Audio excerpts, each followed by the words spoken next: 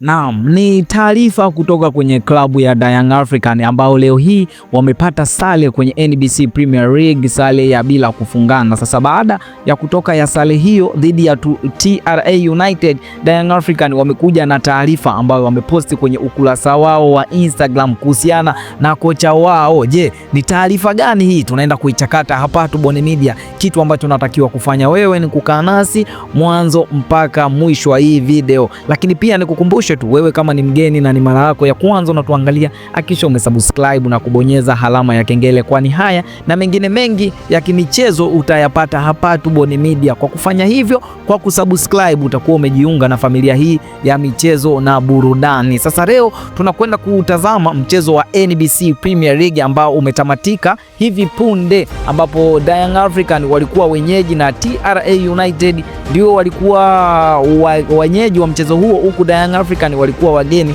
na TRA United ilikuwa ikimwalika Young African kule jijini Arusha kwenye mchezo wa NBC Premier League, ligi kuu ya Tanzania, na mchezo huo umetamatika kwa sare, yani ya bila kufungana, sare ya 0-0. Sasa baada ya sare hiyo kwenye klabu ya Young African kumekuwa na sintofahamu, kwani ukianza kuangalia klabu ya Young African inakumbana na majeruhi wengi sana kwenye klabu hiyo, maana wamecheza mchezo wa leo wamewakosa beki wao wakati ambao walikuwa wanategemea wanatengeneza pacha Ibra Baka ambaye yupo nje takriban wiki mbili kwa ajili ya matibabu. Lakini ukianza kuangalia Dickson Job ambaye alipata majeraha kwenye mchezo wa Kariakoo Derby, ambaye saizi yupo anauguza majeraha yake ya goti. Hao ndio wachezaji ambao wanategemewa pale Young African na wote wapo nje. Lakini ukianza kuangalia pia ratiba ya Young African imekuwa ikiwabana mno, lakini leo hii wametoshana sare ya bila kufungana. Sasa Yanga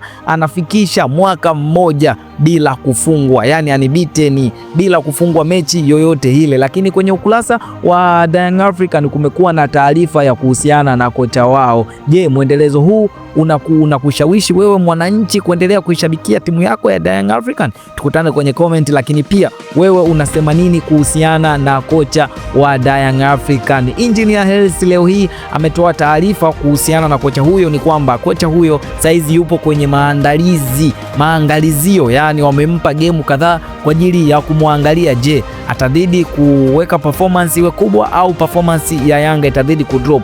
Endapo kama itadrop, basi tutategemea mambo mengine kuhusiana na kocha huyo. Je, mashabiki au viongozi wa Young African watasemaje kuhusiana na kocha huyo? Yote tutakuletea hapa Tubone Media, ili usikose mwendelezo wa hichi tulichokianzisha na taarifa nyingine za kimichezo. Hakikisha umesubscribe na kubonyeza alama ya kengele, hivyo utakuwa umejiunga na familia hii. Mimi ni Tubone Media, hadi wakati mwingine, bye bye.